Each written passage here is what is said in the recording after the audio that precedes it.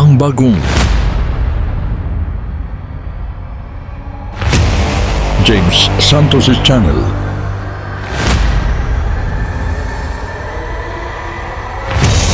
Bagong tema, bagong boses, may komentaryo. Ang pangangaral ni Brother Eli Soriano.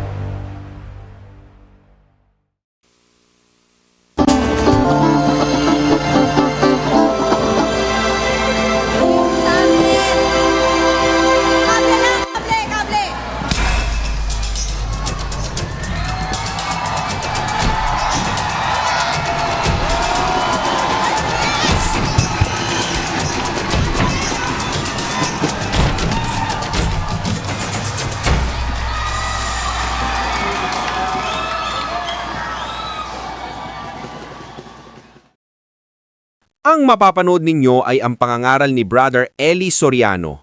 Patutugtugin natin ang buang video nang hindi mawala ang konteksto ng kanyang ipinapangaral.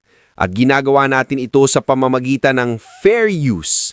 At bibigyan natin ng komento pagkatapos ng video. Bakit tayo narito sa lupa? At ano po ang layon? Bakit tayo narito? Unang-una siguro gusto kong buksan ang pag-aaral na ito doon sa origin of our existence. Bakit tayo narito? Saan tayo galing? Sino naglagay sa atin dito? Siyempre, yung origin ang pinakamaganda eh. Before looking into the purpose by which we are created, alamin muna natin yung ating pinanggalingan. Siguro po, payag kayo, no? Kung ba't tayo naparito? Ba't nandito tayo? Tayo ba naparito sa gusto ng ating sarili? O may naglagay sa ating iba? O tayo'y sumingaw? Tayo raw galing doon sa mga one-celled plants and animals. Nag-develop daw ito sa mga isda. Tapos naging reptilia. Tapos naging insects. Tapos naging mammals and so on. Tapos naging tao. Lumalabas po sa theory of evolution ay ang pagiging tao natin is accidental. More of an accident than an intent. Kasi iba po yung intent kaysa sa accident. Kasi pag sinabi nating intent, originally merong intensyon. Yan naman accident, hindi intensyon. Naging resulta lang ng pangyayari yung accident. Di umano, ang tao ay nanggaling sa unggoy. Sa kanya pong theory na itinuturo sa ating mga eskwela hanggang sa ating panahon, lumalabas ang tao, nag-develop, hindi tayo talagang nilikha ng Diyos na tao, kundi tayo na-develop mula sa mga maliliit na single-celled plants and animals. From simpler form of life to the complicated form.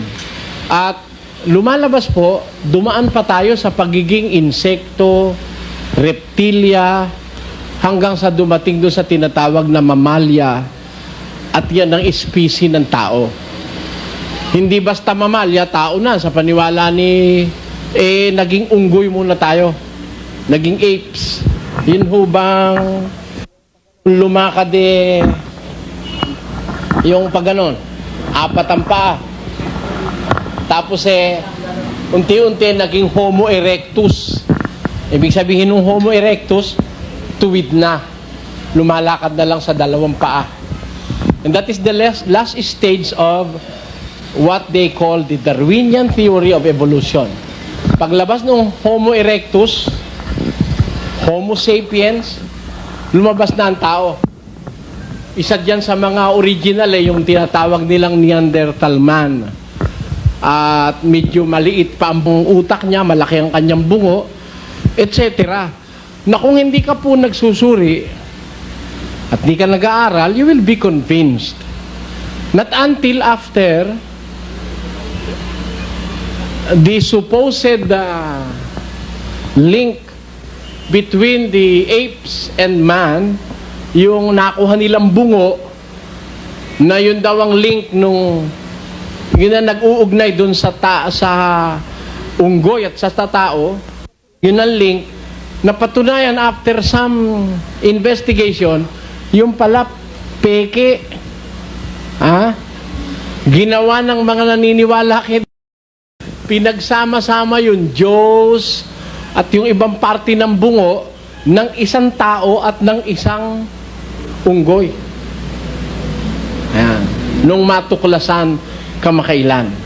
Sabagay, kung aking sagutin yon sa isang paraang kumbaga, simple, kung totoong ang galing ang tao sa unggoy, bakit kako hanggang ngayon may unggoy pa? Dapat lahat ng unggoy tao na. Millions of years na eh. If the theory of evolution is true, dapat wala nang unggoy ngayon. At dapat wala na ring one-celled plants and animals. At kung ang tao galing sa unggoy, ba't meron tao mukhang kabayo? Isipin nyo. Yun yung mga sagot ko dun sa mga madaling maintindihan ng kagaya kung hindi masyadong mataas ang pinag-aralan. Pero meron po tayong pag-aaralan sa Biblia, mga kapatid. Ano po yun? Alamin natin kung saan tayo galing. Let us look back to where we originated. Alamin natin, bakit tayo naparito sa mundo? Sa anong paraan tayo lumitaw sa mundo? Ang tao ba ay singaw? O bunga ng isang aksidente ang kanyang kaanyuan na dati siyang unggoy, nagkaroon ng mutation? Pagkatapos yung mutation na perfect? Kasi ako po hindi ako naniniwala dun sa sinasabi nila na theory na perfect ang tao. Pero sa paglipas ng milyon-milyon taon, naging maganda na, naging tao na. Pero aalamin po natin sa Biblia, mga kapatid, paano tayo ngayon sa kalagayang ito ng istorya ng sangkatauhan? Meron ng duling, may negro, may mataas. Bakit nagkaganon? Yan ho siguro, it's wise for us to understand each and every detail on how we came to be this way on earth now. Bakit mayroong malaugaling hayop na tao? Saan ba tayo talaga inintensyon ng Diyos? Ba't tayo narito? Para magpatayan? Magpagalingan? Kagaya na nangyayari ngayon, ano? Yun ang nangyayari kasi. Para mag-accumulate ng maraming kayamanan, hindi mo na kayang ubusin, tapos iiwan mo. Tapos pag-aawayan. Yun kaya talaga ang plano ng buhay. Parang there's something wrong. Merong injustice. Merong mga maliliit na kalagayan ng tao na parang api-apihan ng mga malalaki. Ganun ho. Kung hindi natin ito matutuklasan, sometimes, ang tao, sinisisi pa ang Diyos. At nangyayari, kung minsan yung iba, hindi naniniwalang may Diyos. Ngayon, kung wala naman Diyos, saan kaya naman ang galing tayo? Kaya, siguro it's wise, maganda yung pagkakasuggest nila nun, isang matalinong bagay, suriin natin ang ating pagkatao. Pero hindi maiiwasang pagsusuriin natin. Ba't tayo narito? Tayo ba, gaya ng nakikita natin ngayon, biktima na lang ng karahasan? Nanay niya, pinutulan niya ng ulo, kapatid niya, pinatay niya, apo niya, ni-rape niya, minasakir niya yung kanyang kapitbahay. Is that just like that? Ang buhay ba talagang ganun na lang? Bunga ng mga karahasan basta nawawala yung buhay. At wala na ngayong galang sa buhay ang maraming tao. Aalamin po natin ngayon, siguro malawak-lawak itong ating pinapaksang ito. Aalamin po natin sa pagtuturo ng kasulatan, mga kapatid, ang kahulugan ng buhay. Umpisahan natin sa pag-uusisa sa Diyos sa pamamagitan ng kanyang mga nakasulat na salita sa Biblia, itong buhay natin, saan nag-umpisa? Bakit tayo napunta rito sa lupa? Tayo ba para talagang singaw na sumingaw lang o kaya nanggaling lang sa mga unggoy? Ayon, aalamin po natin yan. Umpisahan natin. Ang ating unang tanong at usisa sa Biblia ganito. Ayon sa Biblia, paano tayo naging tao? At yung bang sinasabi ng Biblia, mapapagkatiwalaan natin na reliable source of information ng ating pagiging tao? Pakinggan nyo, sasagot po sa atin ng Biblia kung paano tayo naging tao. Sa 2:7 ng aklat ng Henesis, ganito po ang nakasulat.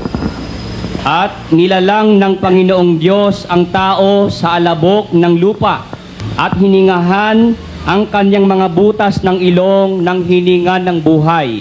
At ang tao ay naging kaluluwang buhay. Ayon.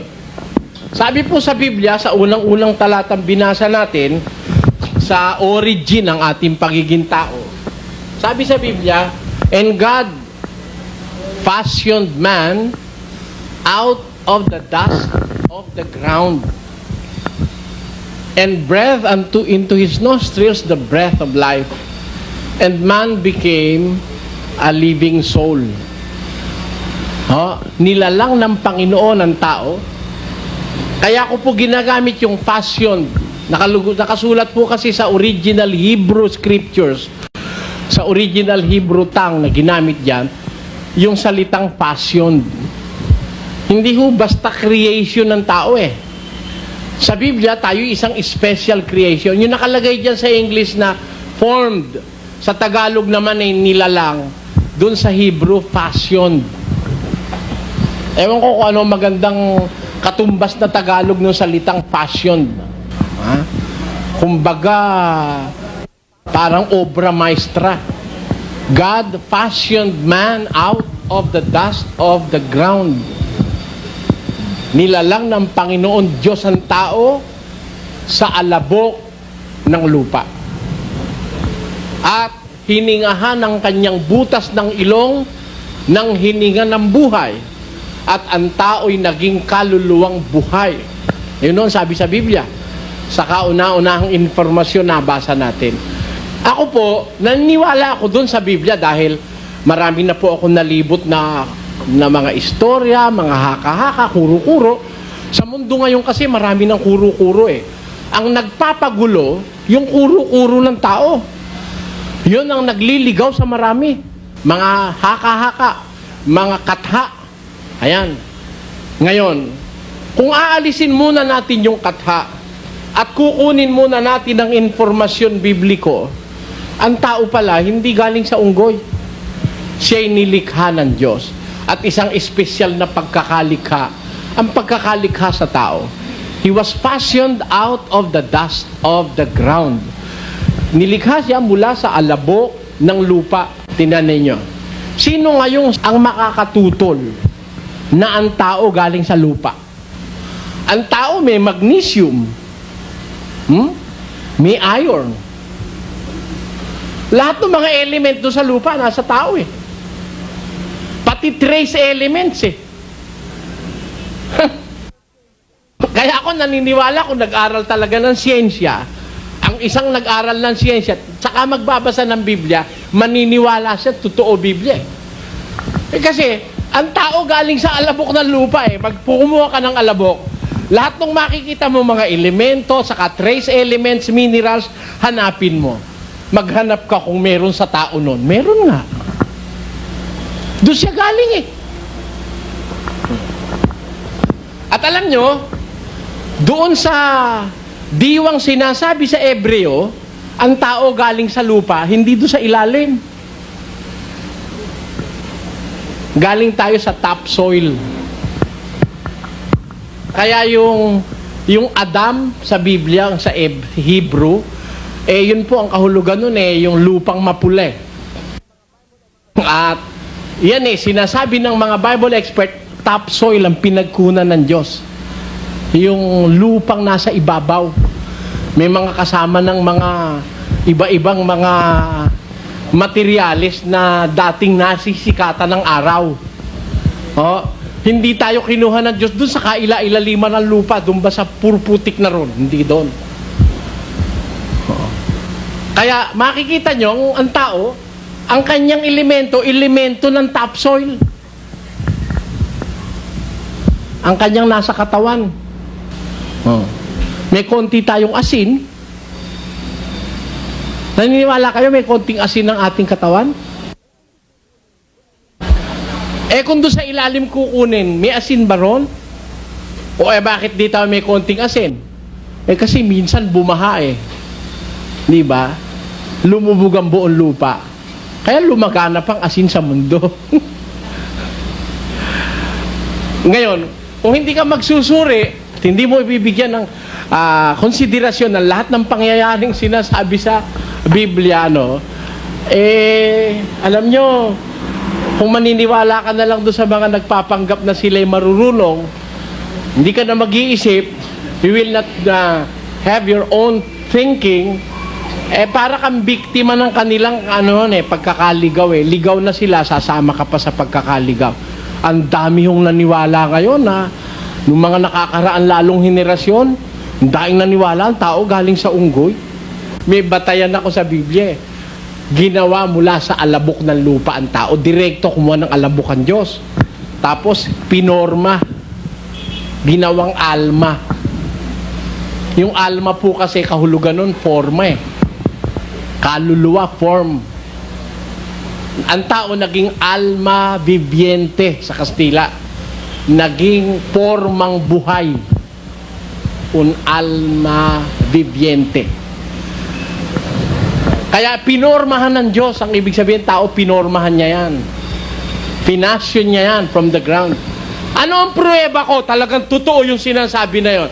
Scientifically, tignan mo ang mga elements and trace elements and minerals of topsoil present sa tao yan. Tandaan nyo.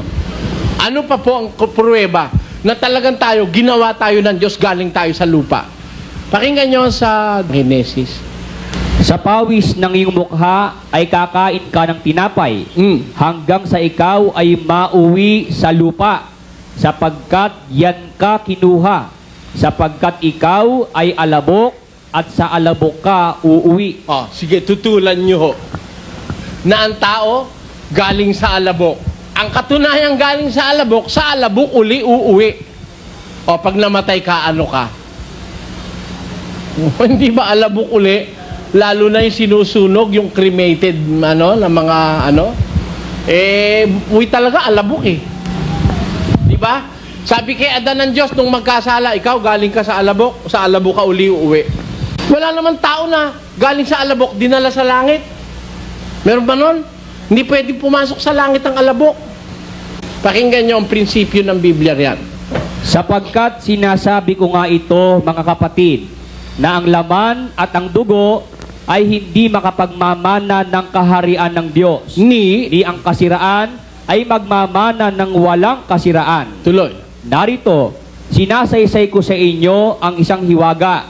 Hindi tayong lahat ay mga tutulog, ngunit tayong lahat ay babaguhin. Sa isang sandali, sa isang kisap mata, sa huling pagtunog ng pakakak, sapagkat tutunog ang pakakak, at ang mga patay ay mga bubuhay na mag-uli na walang kasiraan, at tayo'y babaguhin. Sapagkat kinakailangan na itong may kasiraan ay magbihis ng walang kasiraan, at itong may kamatayan ay magbihis ng walang kamatayan. Hindi pwede pumasok doon ito eh. This is a corruptible body. Oh. This must be replaced or changed to the incorruptible para makapasok ka ron. Sabi ni Pablo, ang laman, ang dugo, hindi makakapasok doon sa kaharian ng Diyos. Hindi pwedeng pumasok yun doon. Itong may kasiraan, hindi pwedeng madala sa walang kasiraan. Hindi pwede. Ang totoo, maglakbay ka lang dito sa universe, bago ka makarating ng langit, wasak na yung pagkatao mo kung yan din ang dadalin mo ron eh. Madidisintegrate ka eh. On your travel from the earth, going up to Mars, and to all the planets, passing by all the planets of the solar system, mamamatay ka na. Mawawasak na itong katawan na ito. Kaya nga para mapunta ka sa langit, this will be changed from the corruptible to the incorruptible. Kaya po kung Biblia pag-uusapan natin, saan galing ang tao? Sabi sa Biblia, nilalang ng Diyos ang tao sa alabok ng lupa. Yun ang impormasyon. Nilalang ng Diyos ang tao sa alabok ng lupa. At hiningahan ang kanyang mga butas ng ilong ng hininga ng buhay. Saan galing yung hininga ng buhay? God breathed into His nostrils the breath of life. Therefore, wala tayong yung katutubong buhay na nasa atin. Ang buhay ng tao, dependente dun sa hininga ng Diyos na ibinigay sa Kanya. O, tutulan na naman natin uli. Hindi ba totoo pag nawala yung hininga, tepo ka na? Patay kang bata ka. Pag nawala yung buhay. Proving again the authenticity of the declaration of Moses that God breathed into the nostrils of man the breath of life. And then he became a living soul. Pag nawala yun, patay ka. Kaya hindi ka nga pwedeng mabuhay nang wala yung hininga ng Diyos na yun eh. O sige nga, tutulan nga po natin ito. Pero hindi ko kayo pinaniniwala agad. Kasi isa pang talata yung napapagbatayan natin, binasa natin eh. Nilalang ng Diyos ang tao sa alabok ng lupa. Hindi naman po tayo dun mag-uumpisa eh. Introduction lang yun eh. Saan ho tayo mag-uumpisa? Dun sa lumalang. Basahin nga uli natin. Dapat may konsiderasyon tayo ron eh. 2:7. At nilalang ng Panginoong Diyos ang tao. Kita nyo, di ba pinakikilala mo muna ng Diyos? May sinasabi muna ng Diyos eh. Hindi natin maiiwan basta yung pupunta na tayo sa pagkatao natin, di muna natin titignan kung ano yung Diyos na yon. To know the truth is to simply know the root of the truth. Puntahan mo sa umpisa kung talagang totoo. Ang sabi, nilalang ng Panginoon Diyos ang tao.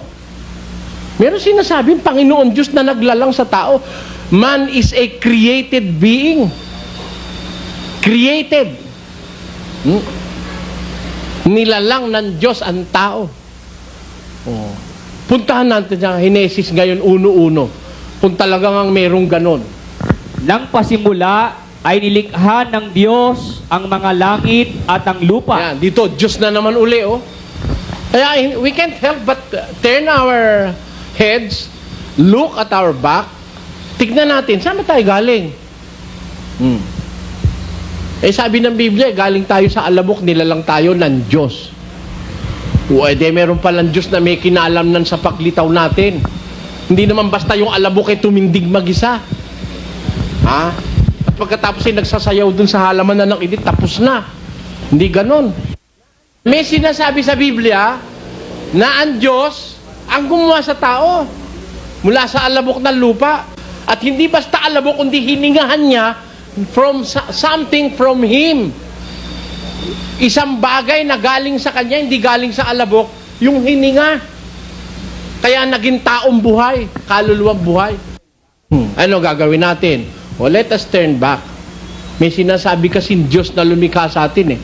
How do we prove? O how can we prove na tayo nga nilikha ng Diyos? Kung ito lang ang batayan, baka hindi pa maniwala iba, baka ito lang katawan natin, itong ating pagkatao, baka hindi maniwala silang may Diyos nga lumikha sa atin eh. Ngayon, bago natin pag-aralan yung ating pagkatao, balikan natin yung Diyos na gumawa. Tapos talungin natin siya mamaya, Diyos, ba't mo ba kami ginawa? Yan ang umpisa natin. Pero bago tayo mag-umpisa sa atin, yung sinasabi ng Bibliang pinanggalingan natin, doon tayo bumalik, nilikha pala tayo ng Diyos. Alamin natin, may Diyos ba? At sino yon? Yung ban Diyos na yun kahit saan nandun? Sabi nyo iba, kahit saan daw nandun yun eh. Oh, God is everywhere eh. Pati sa unabat, nandun yun. Sa kulungan ng baboy, nandun din yun. Kasi bawat bagay na makikita mo, lunan eh. Lunan, lugar, dako. If God is everywhere, He must be inside your stomach. Kahit pala saan, nandun ang Diyos, ba't pumupunta ka pa sa simbahan para magdasal o magsimba? Kahit pala saan, nandun ang Diyos. O, alamin natin ngayon. Meron ba talagang Diyos na gumawa sa tao para maniwala tayong ginawa nga tayo ng Diyos? Alamin muna natin, may Diyos ba talaga? Pakinggan nyo sa Roma, Sapagkat ang nakikilala tungkol sa Diyos ay hayag sa kanila, sapagkat ito'y ipinahayag ng Diyos sa kanila, sapagkat ang mga bagay niyang hindi nakikita, buhat pa ng lalangin, ang sanglibutan ay nakikitang maliwanag. tignan ninyo merong mga bagay ng Diyos na hindi nakikita. Halimbawa, yung kanyang kapangyarihan, nakikita ba yon? Hindi. Espiritu kasi yung Diyos Oh. He is an invisible being. Pero, yun ay kang mga bagay niyang hindi nakikita, buhat pa ng lalangin ng sanlibutan, maliwanag ng nakikita. Alin yung mga bagay niyang hindi nakikita? Sapagkat ang mga bagay niyang hindi nakikita, buhat pa ng lalangin ang sanglibutan, ay nakikitang maliwanag, sapagkatan to sa pamamagitan ng mga bagay na ginawa niya, maging ang walang hanggan niyang kapangyarihan at pagka-Diyos. Kita nyo?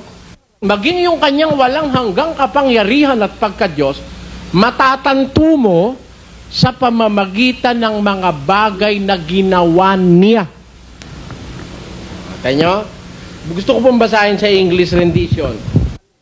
Yung malalim ang pagkakatagalog dun Basahin nun natin sa chapter 1, verse 19 to 20 of the book of Romans. Ito ho. Because that which may be known of God is manifest in them, for God hath showed it unto them. For the invisible things of Him, from the creation of the world are clearly seen, being understood by the things that are made. How do we understand that there is God? Being understood by the things that were made. Even His eternal power and Godhead. Yung kanyang walang hanggang kapangyarihan at pagka-Diyos, naiintindihan natin, na paghuhulo-hulo natin, nare-realize natin sa pamamagitan ng mga bagay na kanyang ginawa. Paano tayo makapaniniwala na may Diyos? Yung ginawa niya. May ginawa ba ang Diyos? Sige po, sasagot tayo. Ito ba? Sino gumawa? Ito po. Ito. Sino gumawa? Di puro ginawa ng tao. Pero makatututol ba tayo? May ginawa ang Diyos? Alin ho? Yung hindi magawa ng tao. Hindi ho ba? Ang tanong, meron bang hindi magawa ang tao? Di, subukan mo gumawa ng halaman. Ipis. Huwag na yon, hanip na lang. Pati ikaw, hindi mo magawa. Hindi ba? Isipin nyo, kung nagagawa nyo ang tao, hindi ka, ginawa ng tatay niya at nanay. Hindi. May tatay at nanay, hindi makagawa. Gawa ng gawa Tama o hindi? At kung ginawa ka ng tatay mo at nanay mo, bakit pag maikse paa mo, hindi mo paduktungan sa tatay mo at nanay mo? Kung talaga sila gumawa. Bakit ang gusto nila yung lalaki, ang lumabas bakla? Yun. That simply explains something. That there is a supernatural being na may gawa ng hindi natin magagawa. Merong isang kapangyarihang sobrenatural, supernatural, ibig sabihin, beyond the natural, na gumagawa ng natural. sobrenatural. Sabi ni San Pablo, ang kanyang walang hanggang kapangyarihan at pagka-Diyos natatanto sa pamamagitan ng mga bagay na ginawa niya. Meron pa po ba tayong pruweba na magpapatunay na meron talagang gumawan Diyos? Pakinggan nyo sa 19 ng awit, versikulo 1 hanggang 3. Ang kalangitan ay nagpapahayag ng kaluwalhatian ng Diyos at ipinakikilala ng kalawakan ang gawa ng kaniyang kamay. Kita nyo, ang kalangitan nagpapakilala ng kaluwalhatian ng Diyos. At ang kalawakan ay nagpapakilala ng gawa ng kanyang mga kamay. Tingnan mo, di ang gumawa pala niya ni kamay ng Diyos. Yang kalangitan nagpapahayag ng kaluwalhatian ng Diyos. The heavens proclaim the glory of God. And the firmament proclaims the making of His hands. Gawa ng Diyos yung kalawakan na yun eh. So, tutulan natin. Makakagawa ka ba ng ganon? Wala naman taong nakagawa nun eh. Yung hindi natin magawa, may isang gumawa nun na hindi tayo gumawa. Mas mataas sa atin. Yung kalawakan ka. Nagpapakilala ng kaluwalhatian ng Diyos. Tutulan ho natin yun kung hindi totoo. Yung kalawakan, nagpapakilala ng kaluwalhatian ng Diyos. The heavens proclaim the glory of God. At ang kalangitan nagpapakilala ng gawa ng kanyang mga kamay. Nagsasalita ang langit eh. Ano sinasabi? Tuloy ang basa. Sa araw-araw ay nagbabadya ng pananalita. At sa gabi-gabi ay nagpapakilala ng kaalaman. Kita nyo, araw-araw nagpapakilala ng pananalita. Gabi-gabi, yung kalawakan na yan, nagpapaalam ng kaalaman. Hindi ba totoo? Mag-isip tayo. Pag umaraw, ano ibig sabihin? Nagsasalita yung langit eh. Umaraw na eh. Gising na. Gising na kayo. Araw na. Paglubog ng araw, tulog na, tulog na. May ibig kasi sabihin eh, pag dumilim, pag lumiwanag, may nagpadilim, may nagpaliwanag, at may karunungang ibinabadya. Ano yun? Magpapahinga ka na, pag dilim na. Pag sikat na araw, babangon ka na, tatrabaho ka na. Huwag na paligid mo, ito na lang, huwag ka nang umalis pala. Ito. Talagang nakikilala siya sa kanyang ginawa eh. Hindi ba nakikilala yung karpintero sa ginawa niya? Kung karpintero gumawa ng lamesa, tagilid. Tagilid din ang pagkakarpintero nun. Di ba? Nakikilala yung karpintero sa obra niya eh, sa kanyang obra. Yung gawa, nagmamanifest nung klase nung gumawa. Yung Diyos, nakikilala mo sa pamamagitan ng kanyang ginawa, hindi ka makakatutol. Tama po o hindi? Sasabihin mo ba, ang tao sumingaw lang o kaya aksidente lang ang pagkapunta rito sa mundo? May gumawa eh, may Diyos eh. Yung pagkatao mo, nagpapatunay may Diyos nga. Mag-aral ka lang. May buhok. Bakit? Bakit dito may buhok? Pambawa sa friction yun, sa friction. Di ba? Para wag magka-friction, magsusugat yun pag wala yun. Di ba? Dito, bakit meron? Kasi pag pinawisan ka, didire-diretso yun doon, kung wala yun. Kaya ito nga nagpapaganon eh, Di diretso yung mahapdi. At saka pag inalis mo yan, mukhang multo, labas mo. Maraming gamit yan. Kilay pa lang maraming gamit yan eh. Bakit yung ating ilong may balahibo rin? Pansala yun. Biro mo nagkakatam yung karpintero. Yung pinagkataman dinano ng hangin, nilipad. Kung wala yung buhok maliliit doon, dire-diretso sa baga yun, yung kusot. Di ba? Lagyan ng Diyos yun ng mga balahibo ron. Pansala. Tapos mayroon nakahanda ritong nasal cavity na tinatawag. Para lahat ng dumi, pag nakalagpas dun sa balahibo, dun maiipon. Para ngayon, pag naipon dun yon, hindi tutuloy sa baga. Kasi ho yun, malagkit yun eh. Lahat ng mapuntang alikabok, pagdating dun sa may nasal cavity, hihigupin yung lagkit dun. Pag marami na yon at sisipunin ka. Lalabas ngayon yun. Yung duming na higup mo. Alam mo? Yung ba, aksidente ganon? Ano po ibig kong sabihin? Ang tao ginawa ng Diyos, sabi ng impormasyon ng Biblia, talaga bang may Diyos na gumawa? Yung ginawa niya, nagpapatunay na may Diyos. Sabi sa Biblia.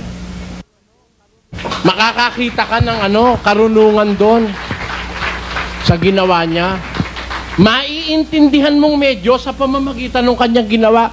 At ang makakatulong sa'yo para mag-isip, ang kalangitan nagpapakilala ng kaluwalhatian ng Diyos at ang kalawakan ay nagpapakilala ng gawa ng kanyang mga kamay.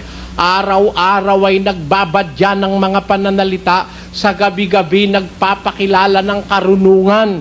Tanyo, yun lang araw-araw at gabi-gabing lumilipas eh.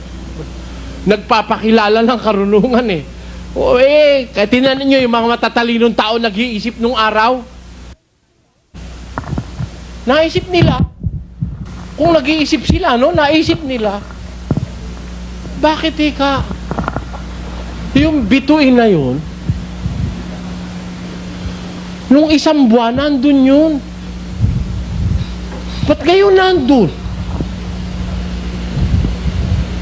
Naisip nila, siguro kumikilos yung bituin. Sabi nila,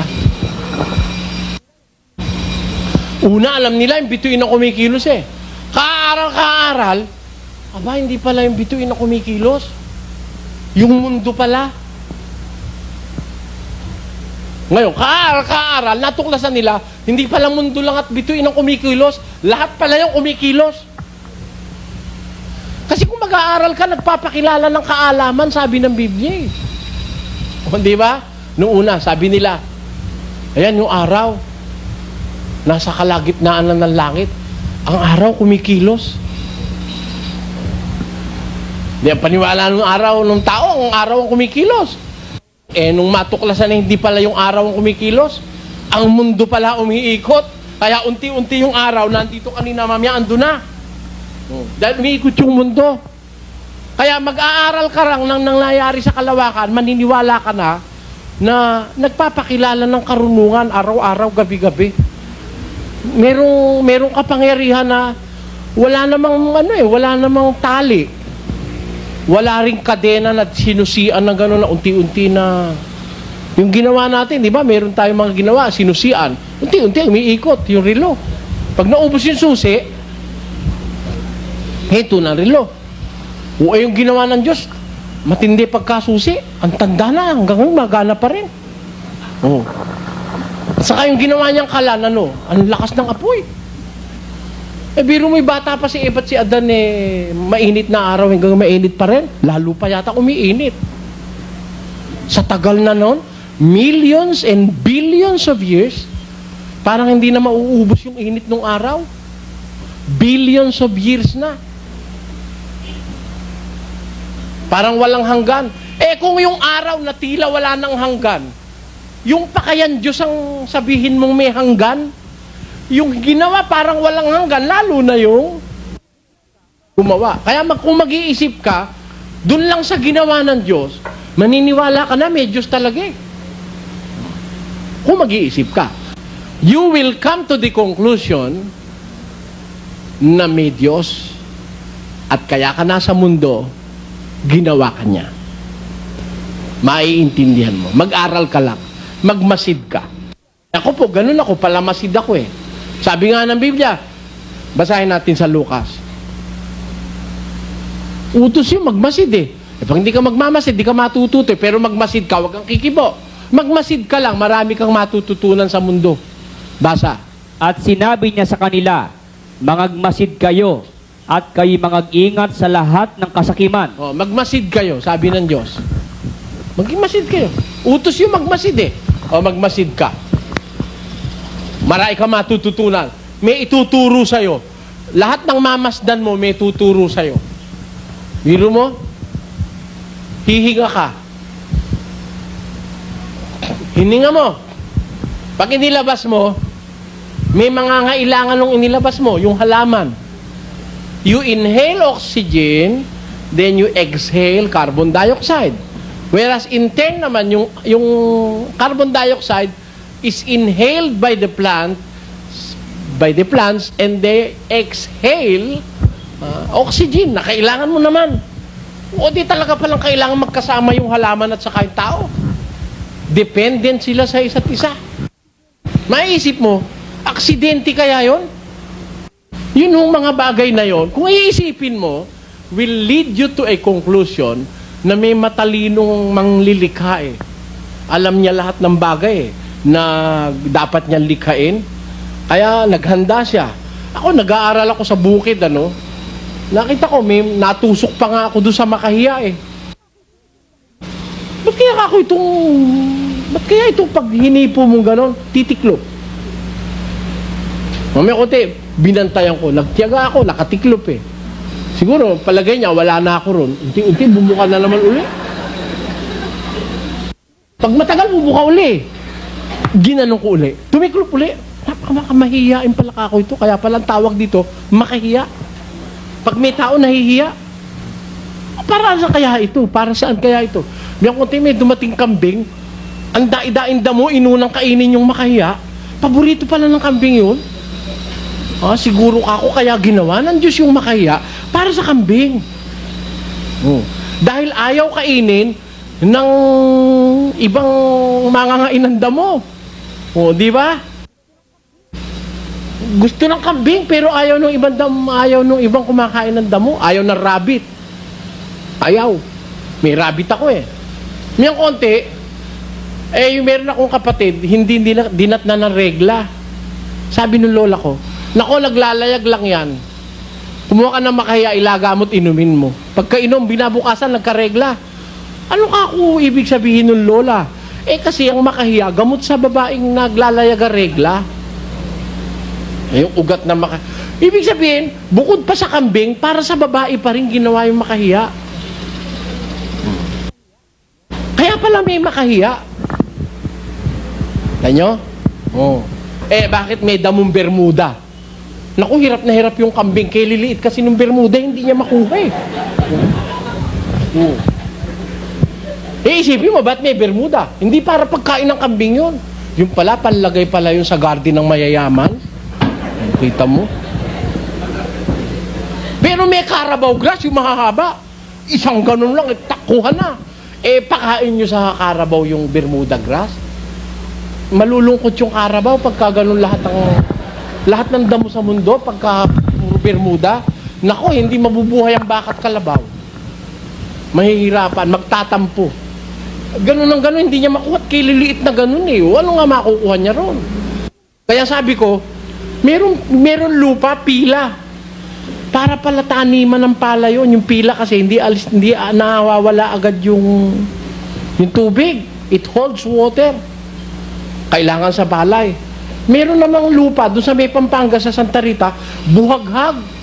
Ako, napakaganda pala naman pagtaniman ng kamuting kahoy noon. Kalalaki ng bunga. Itanim mo yung kamuting kahoy sa pila, hindi makaalsa yung bunga eh. Lalo na pagka yung pilay tumigas na. Ako, yung kamuting kahoy, kakarampot. Pero pag itinanong mo, sabi ko, ito, imposibleng ito, aksidente lang lahat ito. May ipinaliliwanag ang lahat ng bagay na ito. May buhangin. Para saan yun? May graba. May adobe naman. Para saan? Ba't kailangan may graba, may adobe, may lupa? Naiisip ko, bakit mayroong langgam? Anin yun? Nang iistorbo lang.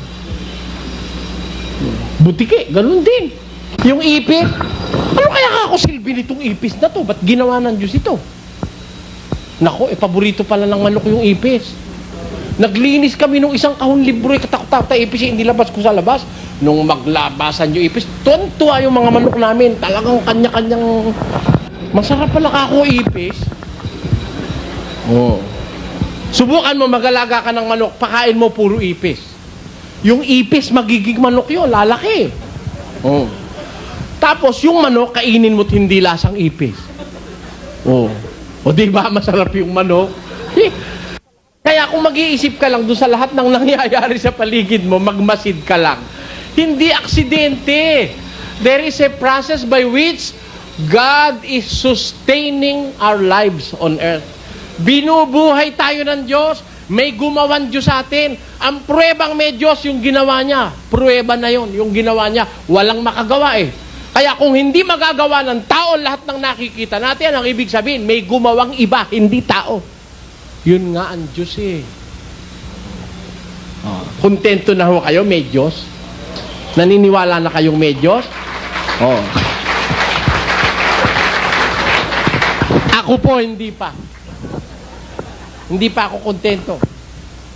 Pag-aaralan natin, ano ang pinakamatibay na pruwebang may Diyos?